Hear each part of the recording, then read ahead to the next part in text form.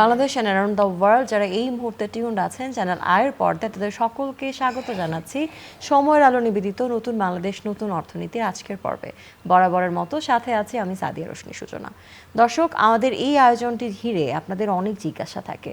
বরাবর আমরা চেষ্টা করি একটি নির্ধারিত বিষয় নিয়ে আলোচনা করবার জন্য এবং সেই বিষয়টিতে কি কি চ্যালেঞ্জ আছে বাংলাদেশের অর্থনীতিতে এবং সেই চ্যালেঞ্জগুলোকে কিভাবে আমরা উত্তরণ করে সামনে এগিয়ে যেতে পারি সেই পথ দেখার জন্যই আসলে আমাদের ছোট্ট আলোচনার আয়োজন। দর্শক, আজ আমাদের সাথে স্টুডিওতে উপস্থিত আছেন বাংলাদেশ রিক্রুটিং এজেন্সি বাইরার কো-ফাউন্ডার এবং সেই সাথে সদ্য সাবেক সহসভাপতি রিয়াজুল ইসলাম। কেমন আছেন? আমি ভালো আছি। আমার সেক্টরের পক্ষ থেকে আমাদের সেক্টরের মেজর স্টেক হোল্ডার প্রায় 2600-2700 মেম্বারদের আমাদের পরিবার, আমার সংগঠন রিয়াজ ওভারসিজের পক্ষ থেকে চ্যানেল আইকে আন্তরিক শুভেচ্ছা অভিনন্দন এবং সাধুবাদ জানাচ্ছি এর জন্যই যে এটা একটা সময়োচিত প্রোগ্রাম এবং একই সাথে দেশ বিশেষ অগণিত দর্শক শ্রোতাদেরও আমাদের অভিনন্দন এবং অভিবাদন। অনেক ধন্যবাদ আপনাকে। বরাবরের মতোই আমরা চেষ্টা করি নির্ধারিত একটি বিষয় নিয়ে কথা বলার জন্য। আজও আমরা নির্ধারিত একটি বিষয় নিয়ে কথা বলবো এবং দর্শক, আজ আমাদের নির্ধারিত বিষয়টি হচ্ছে বিশ্ব শ্রম বাজার সিন্ডিকেট মুক্ত জনশক্তি রপ্তানির ব্যবস্থা করে তোলে এবং সেই সাথে বাংলাদেশের অর্থনীতিতে প্রবাসীদের ভূমিকা। আজ আমরা বিষয়টি নিয়ে বিস্তারিত আলোচনায় যাবার আগে চলুন দর্শক দেখে নিই রিয়াজ ওভারসিজের ওপর নির্মিত একটি বিশেষ প্রামাণ্যচিত্র। এশিয়া মহাদেশের মধ্যে আয়তনের তুলনায় জনসংখ্যার দিক থেকে দ্বিতীয় বৃহত্তম রাষ্ট্র হচ্ছে আমাদের এই বাংলাদেশ।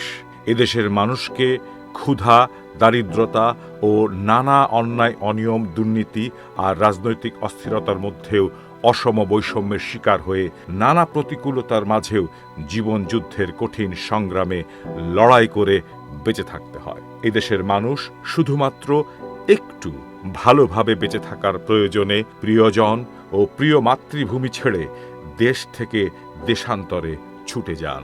বিদেশের মাটিতে যারা আমাদের দেশের শ্রম ও মেধাকে বিক্রি করে বাংলাদেশে রেমিটেন্স পাঠিয়ে দেশের অর্থনীতিকে শক্ত, মজবুত ও সমৃদ্ধ করে তুলেছে, তারাই হচ্ছেন আমাদের গর্বিত প্রবাসী বা রেমিটেন্স যোদ্ধা।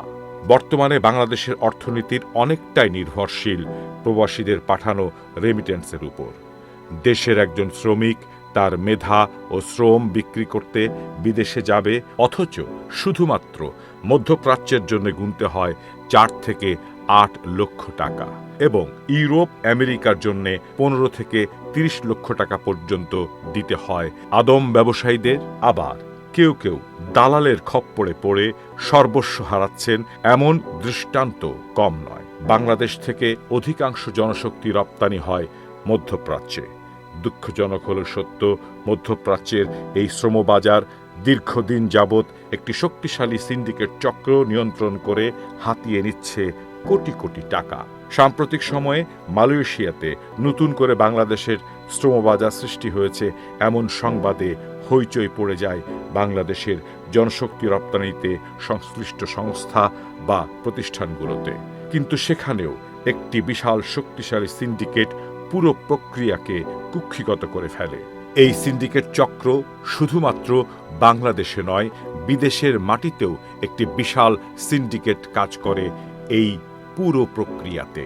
দেশে বিদেশে সিন্ডিকেটের চক্রের চক্রান্তে এদেশের সাধারণ শ্রমিকদের ভিসা ক্রয়, ভিসা প্রসেসিং, মেডিকেল রিপোর্ট করানো সহ নানা অজুহাতে 5 থেকে 6 লক্ষ টাকা দিতে হয় আদম ব্যবসায়ীদেরকে। জনশক্তি রপ্তানির সাথে সাথে এদেশ থেকে বিদেশি দালালের কাছে বাংলাদেশের টাকা পাচার করা হচ্ছে, যার ফলে ক্ষতিগ্রস্ত হচ্ছে দেশের অর্থনীতি।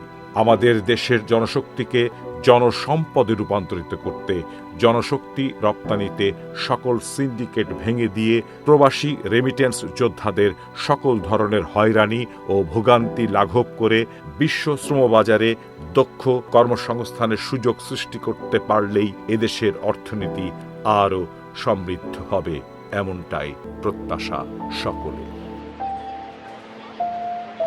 দর্শক, দেখে নিলাম রিয়াজ ওভারসিজের উপর নির্মিত একটি বিশেষ প্রামাণ্যচিত্র। এবারে চলে যাচ্ছি সরাসরি আলোচনায়।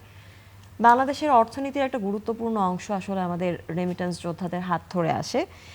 এবং আমরা খুব ভালোভাবে এটা জানি যে বাংলাদেশের পণ্য রপ্তানির চেয়ে আমাদের জনশক্তি রপ্তানির দিক থেকে আমরা কিছুটা হলেও এগিয়ে আছি। এখন প্রশ্ন হচ্ছে যে বিশ্ববাজারে বাংলাদেশের জনশক্তি রপ্তানির কতটুকু চাহিদা রয়েছে এই মুহূর্তে? যে সেক্টরকে ঘিরে এ দেশের অর্থনীতি কিছুটা হলো ডিপেন্ডেন্ট, আমি বলবো মূলত আমাদের অর্থনীতির চালিকা শক্তি হচ্ছে এই জনশক্তি রপ্তানির রেমিটেন্সটা। বর্তমানে বাংলাদেশ ডায়াসফোরা আমরা যেটাকে বলি, অলমোস্ট 15 মিলিয়ন গ্লোবালি। আমরা 175টা দেশে সাধারণত বাংলাদেশের পতাকা উত্তোলন করেছে আমার রেমিটেন্স যোদ্ধারা, এবং সেতে বোঝা যায় বিশ্বের সব কোণায় আমাদের রেমিটেন্স যোদ্ধারা ছড়িয়ে ছিটিয়ে আছে। সাধারণত আমাদের এই উপমহাদেশ থেকে খুব কম্পিটিটিভ বাংলাদেশ, শ্রীলঙ্কা, নেপাল, শ্রীলঙ্কা ততটা না, নেপাল এবং ভারত আমরা একে অপরের ঘাড়ে গরম নিঃশ্বাস ফেলছি কে বেশি পারে। যেহেতু আপনি যদি পপুলেশন ওয়াইজ যান, নিঃসন্দেহে ভারত এগিয়ে থাকবে। তাদের বাজার অনেক পুরনো, তারা পেশাগত দিক দিয়ে অনেক উন্নত, এবং আমাদের জনসংখ্যার দিক দিয়ে ভারত বহুগুণ এগিয়ে। শ্রীলঙ্কার নতুন আপনার নেপালও নতুন দেশ হিসাবে, সেন্ডিং কান্ট্রি হিসেবে নতুনই বলবো, কিন্তু তারা সফলতা অর্জন করেছে। কয়েকটা তাদের অ্যাডভান্টেজ আছে, তাদের স্কিন অ্যাডভান্টেজ, তাদের ফিজিক্যাল সামর্থ্য অ্যাডভান্টেজ, এবং তাদের ট্রেনিং অ্যাকুইজিশন যে একটা ক্যাপাসিটি আছে, ওই ক্যাপাসিটি বিল্ডিংটা তারা ভালো রপ্ত করেছে। সেই সুবাদে তাদেরও ভালো চাহিদা আছে। স্পেসিফিকভাবে যে বিষয়গুলো আছে তার মধ্যে খুব গুরুত্বপূর্ণ একটি বিষয় হচ্ছে সিন্ডিকেট। সিন্ডিকেট আসলে কিভাবে তৈরি হয়, সিন্ডিকেট কিভাবে তাদের প্রভাব বিস্তার করে, এবং পরবর্তীতে সিন্ডিকেটের কারণে আমাদের যারা রেমিটেন্স যোদ্ধারা আছেন তারা প্রবাসে কতটা ক্ষতির সম্মুখীন, এবং যারা বিদেশে যেতে ইচ্ছুক তারা কি কি প্রতিবন্ধকতার শিকার হয়? সিন্ডিকেট একটা খুব একটা অপ্রিয় এবং একটা, আমি বলবো ঘৃণিত, সেক্টর ওয়াইজ এটা একটা ঘৃণিত শব্দ। সিন্ডিকেট মানে কি? A cluster, a group of people who are trying to monopolise, ঠিক আছে? এক শ্রেণীর লোক, সাধু অসাধু আমি বলবো না, তারাই জানেন ভালো, তারা একত্র হয়ে তারা এই বিজনেসটাকে কুক্ষিগত করার জন্য, অধিপত্য বিস্তার করার জন্য, তাদের একচেটে তাদের প্রভাব ফেলার জন্য তারা সিন্ডিকেটটা করে থাকে। সাধারণত সিন্ডিকেটটার আপনার ইতিহাস বাংলাদেশে কোরিয়া থেকে, কোরিয়ার 80 দশকের লোক নেয়, তখন তারা যারা এতে ইনভলভ ছিলেন ওনারা মিলে সিন্ডিকেটটা করে, নামে যেতে চাই না, 5 জনের একটা সিন্ডিকেট করেন। সে কোরিয়া থেকে পরবর্তীতে এটা আসে আপনার সিঙ্গাপুরে। তারা যদিও বলে ক্যাপাসিটি বিল্ডিং বলে একটা শব্দ আছে, যার ট্রেনিং সেন্টার আছে আপনার, তারাই শুধু সিন্ডিকেট, তারাই শুধু করে ব্যবসা করতে পারবে। কথাটা সত্যি এবং অসত্যি। সত্যি ইন দ্য সেন্স, সিঙ্গাপুরে তারা খুবই আপনার স্কিল কনসিয়াস, এবং ওখানে কোনো সমঝোতা নাই, কোনো ফাঁকি ঝুঁকি চলবে না। কিন্তু যারা আপনার সিন্ডিকেট মেম্বার হয়েছেন, এখন সিঙ্গাপুরে ব্যবসা করছেন, তাদের কিন্তু আমার জানা মতে একসময় তারাও অন্যদের মতো সাধারণ ব্যবসা করতেন।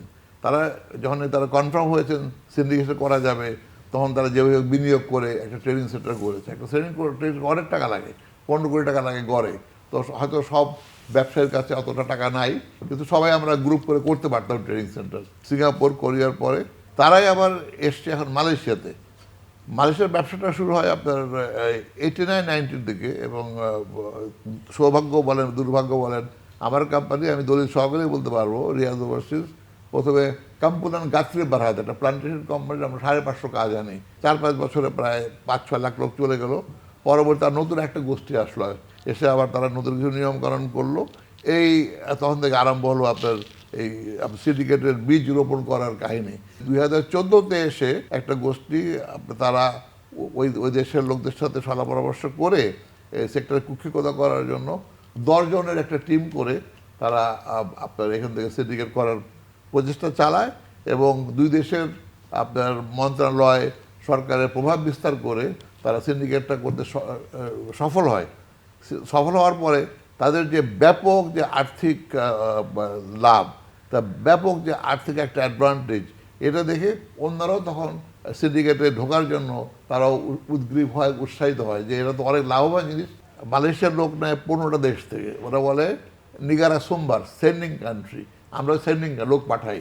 তো যদি 14টা দেশের জন্য একরকম নিয়ম হয়ে থাকে, কোনোখানে সিন্ডিকেট নেই, কিন্তু বাংলাদেশে কেন সিন্ডিকেট থাকবে, এটি আমার প্রশ্ন। এটা আমাদেরও প্রশ্ন আসলে। এই সিন্ডিকেটের কারণেই আমাদের শ্রমিকরা অত্যন্তভাবে নির্গত হয়েছে। সিন্ডিকেট না থাকার সময় আমরা লোক পাঠিয়েছি 2 লক্ষ টাকায়, হ্যাঁ, এখন আমরা চ্যানেলকেও বলছি আমরা 2 লাখ টাকার মধ্যে লোক পাঠাবো, কিন্তু এই সিন্ডিকেটের কারণে একই সাথে আপনার তাদের টিকিট সেট একই লোক কন্ট্রোল করে, একই গ্রুপ, তারা টিকিটের দাম বাড়িয়ে দিল। যে টিকিট ছিল 30,000 টাকা, সেই টিকিট চলে গেলো 1,05,000 টাকায়। এবং যে শ্রমিক আমরা পাঠাতাম 2 লক্ষ টাকায়, সেই শ্রমিক চলে গেল 6 লক্ষ টাকায়।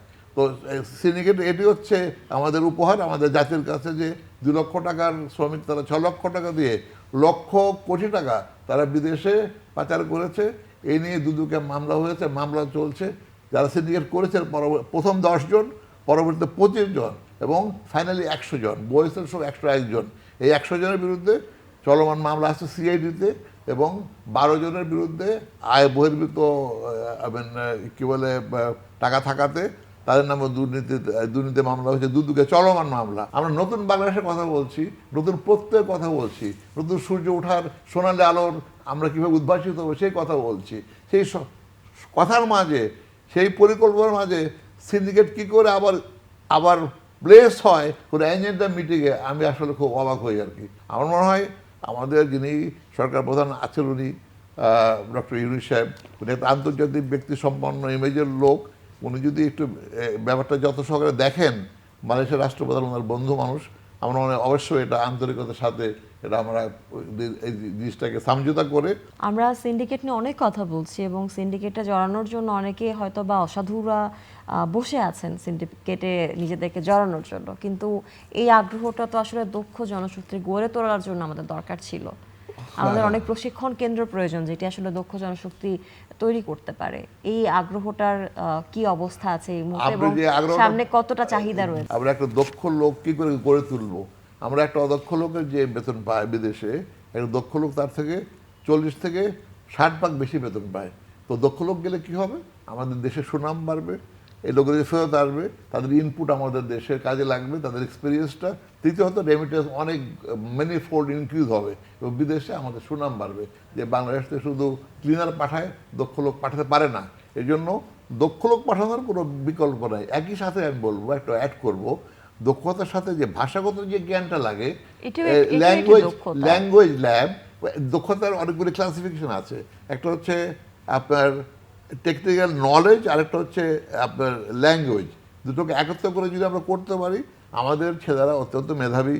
আমাদের যদি তাদের যত্ন সহকারে তাদের লালন করা যায়, তাদের ট্রেনিং করা যায়, তাদের একটু ধৈর্য সহকারে যদি শেখানো যায়, সুযোগ সুবিধা দিয়ে, আমার দৃঢ় বিশ্বাস নবজাগরণ হবে এই সেক্টর ঘুরে দাঁড়াবে। আমরা আসলে একটি চাই যে দক্ষ জনশক্তি গড়ে উঠুক এবং তারা বিদেশে গিয়ে আসলে বাংলাদেশের নামটি উজ্জ্বল করুক। এক্স্যাক্টলি। আর ওই যে আপনি যেটা বললেন ট্রেনিং সেন্টারের ব্যাপারে, বর্তমানে আমাদের 64টা টিটিসি বলি আমরা, টেকনিক্যাল ট্রেনিং সেন্টার, এটা গভর্নমেন্ট স্পন্সার্ড পরিকল্পনা, তাদের অর্থায়ন হয়েছে। তো আমার প্রস্তাব হচ্ছে অ্যাজ এ রিক্রুটিং এজেন্ট হিসাবে, as a business leader senior হিসাবে, যে আমরা যারা প্রাইভেট সেক্টরে আছি, আমরা যদি এটাকে মিলে ঝুলে ওই পিপি করতে পারি, পিপি করতে পারলে আমরা জিনিসটাকে আমরা সচল করে, আমরা আরও ইনভেস্ট করে, আমরা আরও এটাকে জীবন্ত, চলমান এবং অর্থবল করতে পারি। টিটিসিগুলোকে তাদের মেধাকে কাজে লাগানোর জন্য যথেষ্ট স্কোপ, এবং তাদের খাওয়া, থাকা এবং নিশ্চয়তা দিতে হবে যে তারা এখানে ঢুকলে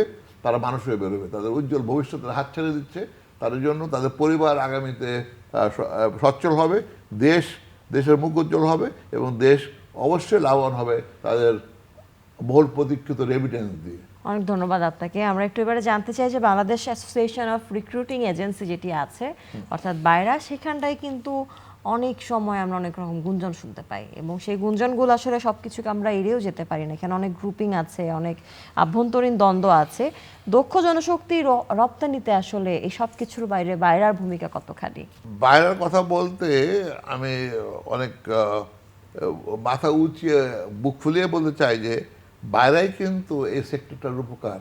আমাদের যদি সেক্টর যারা স্টেক হোল্ডার, তাদের মধ্যে সততা, একনিষ্ঠতা, কাজ করার অভিপ্রায় এবং ট্রান্সপারেন্সি, মন মানসিকতা থাকে যে না, আমি সেক্টরকে মনে ধরেছি, হৃদয়ে ধরেছি, আমি দেশের সাথে সম্পৃক্ত। এবং বাইরের তরফ থেকে আপনি জেনে খুশি হবেন যে এশিয়ান স্ট্যান্ডার্ড আমরা একটা বিশাল ট্রেনিং সেন্টার, প্রায় 50 বিঘার উপরে, সাভার এবং যাদবপুরের মাঝামাঝি জায়গাতে ওখানে আমরা বিনির্মাণ করেছি। তখন এলে ইনশাল্লাহ আমাদের এই ট্রেনিং সেন্টারটাকে আমরা বিদেশ থেকে প্রশিক্ষক এনে বাংলাদেশে অনেক ভালো প্রশিক্ষক আছেন, এনাদের নিয়ে আমরা একটা ক্র্যাশ কোর্স করব, ওরিয়েন্টেশন কোর্স, ক্র্যাশ কোর্স, যে যারা নাকি যাদের পলিশিং দরকার তাদের জন্য, আর যারা রুট থেকে স্কুল লেভেল বা ছাত্র লেভেল থেকে এনে তাদের 3 মাস 6 মাস কোর্স বুঝে তাদের সেই প্রশিক্ষণ দিয়ে তাদের আমরা রেডি প্রোডাক্ট পাঠাবো বিদেশে। এর জন্য বাইরের এখানে কয়েক হাজার ছাত্র থাকার ব্যবস্থা আছে এবং বিশাল আকারের বাইরে ট্রেনিং সেন্টার আছে, এবং এটা আসলে এটা আমরা যে কার্যকরী করতে পারলে এই সেক্টর বুক ঘুরে দাঁড়াতে পারবে। আমাদের ব্যক্তিগত বর্তমানে বাইরের পরিবারের 26 থেকে 2700, আমার জানা মতে 50টার অধিক ট্রেনিং সেন্টার আছে বাইরের মালিক ভাইদের। বাংলাদেশের রিক্রুটিং এজেন্সিগুলোর কাজ আসলে কি কি, এবং বিশ্ব বাজারে যে জনশক্তি রপ্তানি করা হচ্ছে সেইখানটায় এজেন্সিগুলো কিভাবে এই পুরো কাজটাকে পরিচালনা করে? বিদেশ যাওয়া মানে বলি রিক্রুটিং এজেন্সি, কারণ রিক্রুটিং এজেন্সির তাদের অনেক ত্যাগ তিতিক্ষার পরে আমরা মার্কেট ওপেন করতে পেরেছি বিভিন্ন দেশ, বিশেষ করে সৌদি আরব আমাদের সবচেয়ে বড় ডেস্টিনেশন, তারপরে মালয়েশিয়া, সংযুক্ত আরব আমিরাত, তারপরে বাইরের লোকজন কী করে, তারা নিজেরা যে মার্কেটিং করে বা তাদের যে কেউ না কেউ থাকে বিদেশে, তাদের পারমিশনে দিয়ে তাদের মাধ্যমে মার্কেটিংটা করায়। যখন বিজনেসটা ম্যাচিউর হয়ে যায় ওরা নিজেরা যে কর্তৃপক্ষের কাছে সাথে মিটিং করে তার প্রজেক্ট দেখেন, তার প্রজেক্টের ফিজিবিলিটি দেখেন, ওটা ওয়েটিং করেন, তার অ্যাকোমোডেশন দেখেন, তার সুনাম দেখেন, তারপরে তারা জবটা নেন বা নিতে সচেষ্ট থাকেন। আর যারা মনে করেন যে থার্ড পার্টিতে কাজ করে তারা একটু মানে বেকায়দায় পড়ে। আচ্ছা, এইখানে একটা প্রশ্ন হচ্ছে যে আপনারা যখন কোনো এজেন্সির মাধ্যমে প্রবাসে লোক পাঠান তখন প্রবাসে যাওয়ার পর কি ধরনের অভিযোগ আপনারা পেয়ে থাকেন, এবং প্রবাসীরা যে অভিযোগ করে সেই অভিযোগগুলোর সমাধান আপনারা কিভাবে দেন?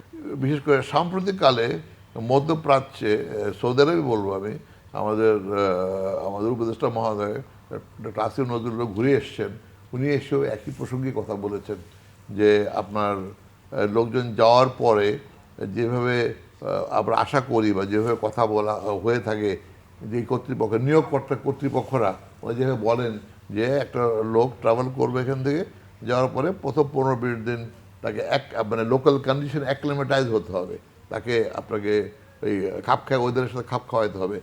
এই সময়ের মধ্যে তার মেডিকেল, আমরা যে ইকামা বলে যে ইকামা বা রেসিডেন্ট বা ওয়ার্ক পারমিট, সেগুলো হতে তার টাইম লাগে 15-20 দিন। এই 15-20 দিন তাকে এমনি বসে থাকতে হবে, কাজ পাবে না। কিন্তু ইদানিংকালে দেখা যাচ্ছে যে এই 15-20 দিন না, 1 মাস 1.5 মাস হয়ে যাচ্ছে, তার কাজ পাচ্ছে না। একটা লোক যখন কিন্তু যায়, সচ্ছল পরিবারের তো কেউ বিদেশ যায় না, যারা নাকি উঠতি ইকোনমি বা সংসারে টান পড়ন আছে তারাই যায়। তারা যাওয়ার সময় টাকাটা ম্যাক্সিমাম ধার খরচ করে নিয়ে যায়, সুদে টাকাটা নিয়ে যায়। অতএব তারা সুদি করে টাকাটা নেওয়া যাওয়ার পরে 2 মাস যখন বেতন পায় না, তাদের উপরে চাপ সৃষ্টি হয়, তাদের পরিবারের উপরে চাপ সৃষ্টি হয় যে তোমার ছেলে গেল, তুমি টাকা নিলা, টাকা দিচ্ছ না কেন। তো একটা বিশাল সমাধান হয়ে যায়, সমস্যা হয়ে যায়। সেটার জন্য আমরা দূতাবাসকে শরণাপন্ন হয়, আমরা নিজেরা কোম্পানিকে বলি বা যার মাধ্যমে কাজ পেয়েছি তাদের বলি, ভাই প্লিজ মালিকের সাথে কর্তৃপক্ষের সাথে বসে সমাধান করো, বেতন পাবে না কেন, লোক গিয়েছে তাকে কাজ পেতেই হবে, বেতন পেতেই হবে, তাহলে তোমরা লোকগুলি পাঠালেন কেন। তো এই দেশই ভালো ছিল। তো এই যে একটা সমস্যা, এটা বলে আমরা বর্তমানে এটা একটা বিরাট সমস্যা মধ্যপ্রাচ্যে। সমস্যাটার কথা তো আমরা বুঝলাম, বলছি আস্তে আস্তে আরো একটা প্রশ্ন আছে এর সাথে সম্পর্কিত, সেটি হচ্ছে সমাধান করা। হ্যাঁ, সমাধানের প্রশ্নটির সাথে সম্পর্কিত আরো একটা বিষয় আছে, এটা একবারে বলে দিতে চাই। সেটি হচ্ছে যে বিমানবন্দরে যে সকল প্রবাসীরা বিদেশে যাওয়ার জন্য আসলে যাত্রা শুরু করে, সেখানে তারা নানান সময় নানান ভোগান্তির শিকার হয়, এবং স্বাভাবিকভাবেই তারা কিছুটা হলেও পিছিয়ে পড়া জনগোষ্ঠী, তাদের আসলে বিমানবন্দরের সকল রুলস জানা নেই। তো আপনাদের রিক্রুটিং এজেন্সি কি সবসময় বিমানবন্দরে স্ট্যান্ড বাই থাকে কিনা, এবং তারা যখন প্রবাসে যাওয়ার সময় সব চ্যালেঞ্জের মুখোমুখি হয় তাদেরকে সমাধানের জন্য রিক্রুটিং এজেন্সি আসলে কি করে থাকে? আমি আপনার সাথে সহমত পোষণ করছি, যেহেতু আমি ফ্রিকোয়েন্ট ট্রাভেলার। এদের প্রতি ইদানিং একটু আপনার হয়েছে, রিল্যাক্সড হয়েছে, কিন্তু আসলেও তাদের প্রতি খুব বাজে মানে আপনার করা হয়, আপনার আচরণ করা হয়। যাওয়ার সময় আমাদের একটা বাইরে থেকে আমরা বলেছিলাম যে যখন নেই কোনো রিক্রুটেন্স লোকের ফ্লাইট থাকে, তাকে একটা পাস দেওয়া হোক, অস্থায়ী পাস, ডে ইউজের জন্য। সে ভিতরে যে কাস্টম পর্যন্ত যে ওয়ার্কারদের হেল্প করতে পারবে, ব্রিফ ইমিগ্রেশন করে দিয়ে আসবে, সেটা আমাদের আসলে দেওয়া হয়নি। কিন্তু একটা ওয়েলফেয়ার ডেস্ক আছে সরকারের পক্ষ থেকে, এবং বাইরের তো মেম্বার ছিল বোধহয়, থাকার কথা ছিল। ওয়েলফেয়ার ডেস্ক একটা আছে বলে আমরা যাত্রীদের কল্যাণ ডেস্ক ইমিগ্রেশনের পাশে কেউ আটকে গেলে বা কারো মনে করেন যে অনেকের আছে, আমি যখন ফিঙ্গারিং করেছি তখন আমার হাত ঠিক ছিল, আমি কয়েকদিনে কাজ করি, আমি শ্রমিক, ঘষে আমার হাতের চামড়াটা একটু হালকা হয়ে গেছে, আমার ফিঙ্গারিংয়ে মিলতেছে না, অথচ আমার এনআইডি কার্ড আছে, আমার ভিসা আছে, আমার ছাড়পত্র আছে, আমার স্মার্ট কার্ড আছে, ইমিগ্রেশনে যদি কখনো ইমিগ্রেশনের ছাপ লাগে মিলতেছে না, তাকে অফলোড করে দেওয়া হয়। এটা অন্যায়।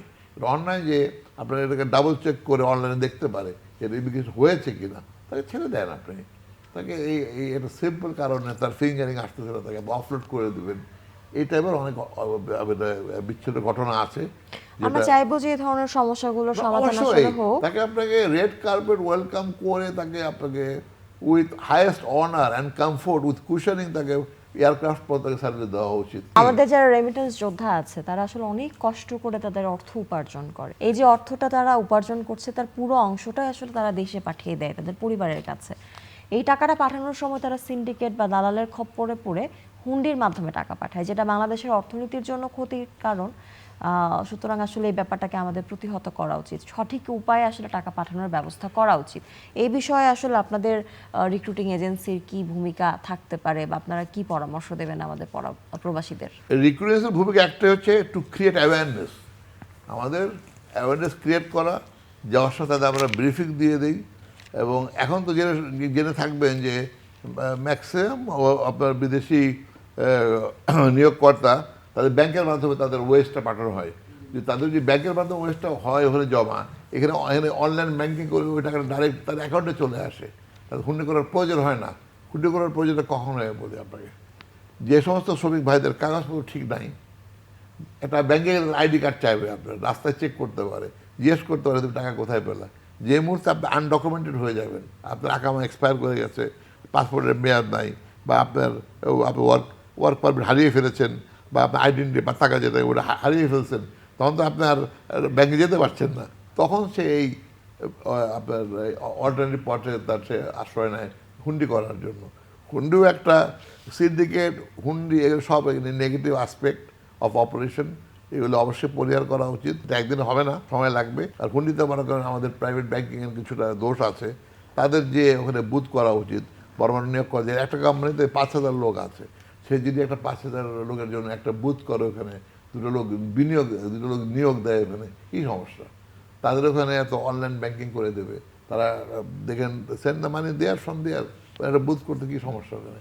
তো এগুলো আমাদের প্রাইভেট ব্যাংকিং যারা করেন ওনাদের I don't know how they looking at it, কিন্তু বাংলাদেশ ব্যাংক থেকে সুস্পষ্ট নির্দেশনা দেওয়া উচিত যে সমস্ত ব্যাংকার ভালো করছেন তারা অবশ্যই বিদেশে গিয়ে তাদের ব্রাঞ্চ অফিস বা বুথ করা উচিত। যে লেবার রিসিভিং কান্ট্রিতে সৌদি আরবে 30 লক্ষের উপর লোক আছে, মালয়েশিয়াতে বোধহয় এখন 12 থেকে 15 লক্ষ লোক আছে, দুবাইতে 10 লক্ষ লোক আছে। বাঞ্ছনীয় এসব জায়গায় যে আমাদের বুথ করলে তাহলে তারা আমাদের বুথে তো আর জিজ্ঞেস করবে তোমার আকামা আছে কিনা। বিদেশিতে ব্যাংকে গেলে তার সিকিউরিটি থাকে, তারা অবশ্যই জিজ্ঞেস করবে, তখন সে লোকটা ভয় পায় আমি টাকা পাঠাতে যে আমি আমার ধরা পড়ি। আশা করবো যে এই সকল দুর্ভোগ আসলে একসময় চলে যাবে এবং আমাদের প্রবাসীদের জন্য বিদেশে যাওয়া, সেখানে কাজ খুঁজে পাওয়া এবং বাংলাদেশে অর্থ পাঠানোর পুরো ব্যাপারটি আসলে সহজ হয়ে উঠবে। আমিও চাই যে আমাদের গুডউইলটা বাড়ুক, আমাদের গুডউইলটা ছড়িয়ে পড়ুক, আমরা আরও বেশি করে লোক পাঠানোর সুযোগ পাই, দেশের এবং জাতির সেবা করি, এবং আমাদের যে বদনাম আছে নিজেদের মধ্যে দলাদলি, নিজেদের মধ্যে সিন্ডিকেট, এর থেকে আমরা বেরিয়ে এসে সেই সুনাম নিয়ে আমরা নতুন বাংলায় একটা অংশ হতে পারি। অনেক ধন্যবাদ আপনাকে আমাদেরকে আজকের এই আয়োজনে সময় দেবার জন্য। আপনাকেও ধন্যবাদ, চেল্লাইকে ধন্যবাদ। দর্শক, সময়ের আলো নিবেদিত নতুন বাংলাদেশ নতুন অর্থনীতির আজকের পর্বে আমরা কথা বলছিলাম বিশ্ব শ্রম বাজারকে কিভাবে আমরা সিন্ডিকেট মুক্ত করতে পারি, জনশক্তি রপ্তানিতে কিভাবে আমরা ভূমিকা রাখতে পারি, এবং সেই সাথে আমাদের প্রবাসী বাঙালিদের নানান চ্যালেঞ্জ এবং সেখান থেকে উত্তরণের পথ নিয়েও আজ আমরা কথা বলেছি। আশা করছি আজকের পর্বটি আপনাদের ভালো লেগেছে এবং আগামী পর্বে আমরা আবারও কথা বলবো নতুন কোনো বিষয় নিয়ে। সে পর্যন্ত থাকুন আমাদের সাথে। সত্য প্রকাশে আপোষহীন, সময়ের আলো নিবেদিত নতুন বাংলাদেশ নতুন অর্থনীতির নতুন পর্বে দেখা হচ্ছে আগামী পর্বে। ভালো থাকুন সকলে।